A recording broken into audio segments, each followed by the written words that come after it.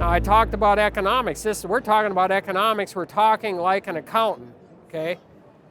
So what else do we need besides the biological traits to calculate profit? We have to have did you say economics? We have to have economic parameters. We have to have the cost, what's the cost of what you're feeding the cows? What are you paying for pasture? What are you paying for supplement? What's the cost of a female to bring back into your herd? Replacement rate. What's a pound of weaning weight worth? So we have to tie cost to this, prices and cost on both ends, the prices and cost. We have to put those into the index. Now, one of the things that you'll hear all the time, so I could tell you, well, I can't tell you now because I don't remember, because I'm old too. But, so we have a price. We have to put a price on corn. We have to put a price on pasture. We have to put a price on weaning weight. We have to put a price on all of these things. And one of the first things, one of the most common criticisms of indexes is, oh my God, you put $4 on corn and now corn is $6. So that screws everything up. The reality is, as long as you have the prices and costs in a reasonable equilibrium, I mean, if price of corn goes up to $8, the price of pasture can't stay way down here. And the price of fat cattle can't stay way down here, because if it does, there won't be any business. I mean, it will go out of business. So everything, economists will tell you, everything works to a point of equilibrium. So what we try to do is come up with prices and costs that are historically in equilibrium. If the price of corn is here, the price of fat cattle is here, choice to select spreads here. And what we find through research is it does a pretty good job of pegging it, because when we're selecting cattle, like we're going out to buy a bull, we're buying that bull he's going to sire calves that are a few years down the road from even realizing any of this. So we can't use the prices right now.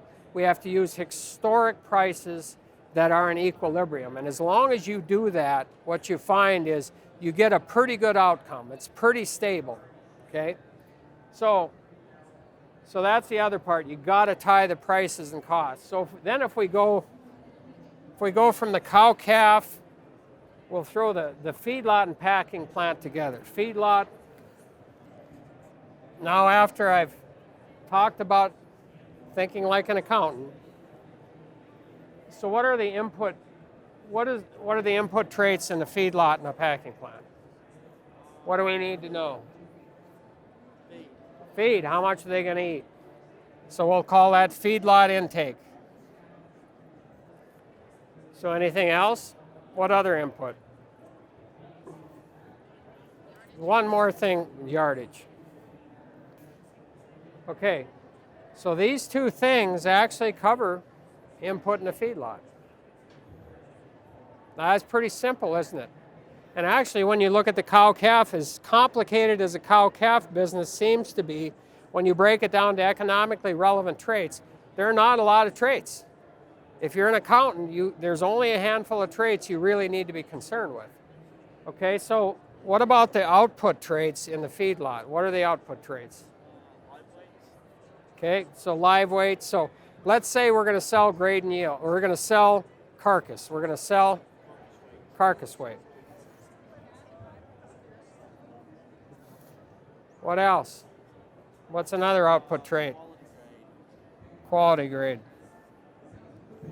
And then, of course, yield grade. Okay, so now we've got the economically relevant traits right here.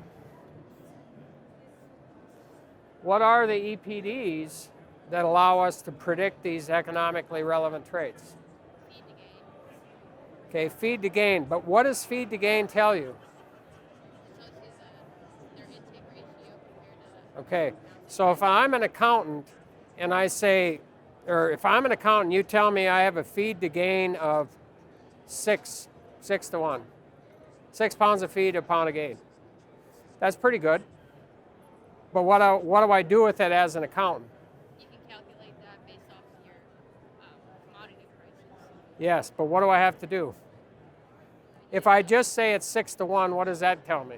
That's just 6 pounds per pound of gain. So you need to know how many pounds you put on when you're at the yard. We need to actually have, we need to have actual how much they ate, right? So how much they ate is, so feed to gain, and I know, so here's one of the things that you'll see very commonly. People want to talk, when they talk about feedlot, they want to talk about efficiency, they talk to feed to gain, they talk residual feed intake, residual average daily gain, all those kind of things. But if you're an accountant, you only need two things to know. You need to know how much they actually ate. How many pounds did they actually eat?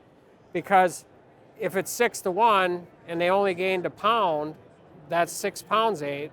But if it's 6-to-1 and they gained 3 pounds a day, they ate 18 pounds. So we need to know how much they ate. And the EPD is actually daily intake. So down here, we have all these, we have these EPDs. We have carcass weight, we have quality grade, we have yield grade. So we have marbling, converts to quality grade, we have yield grade.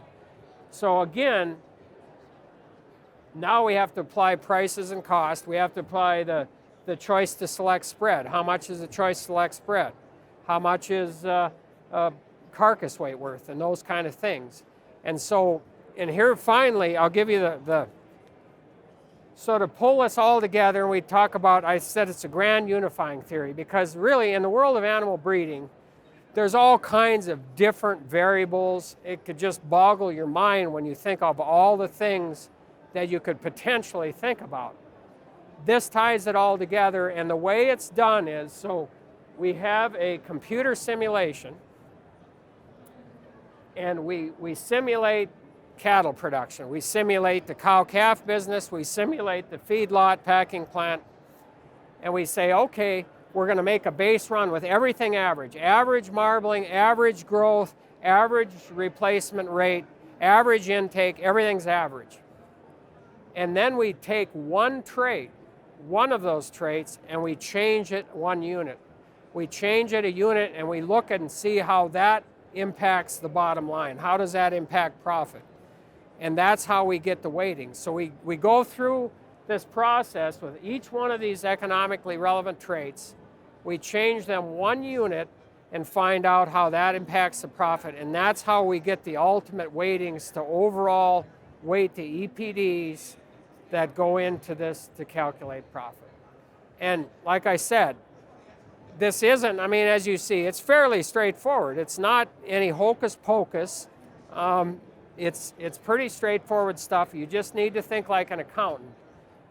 And it is every other species that we compete with, the pigs, the chickens, even the fish. In fish now, we compete against fish.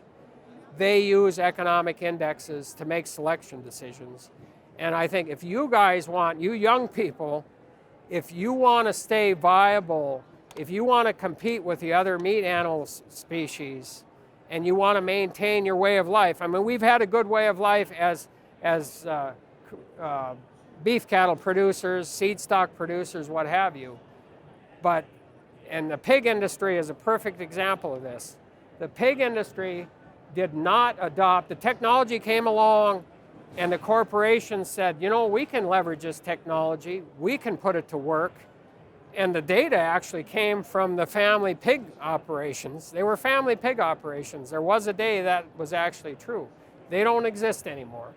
And so I would warn you as young people, if you want to continue our way of life the way it is, use this technology. Use EPDs and use the grand unifying theory, use the indexes to make sense of it all.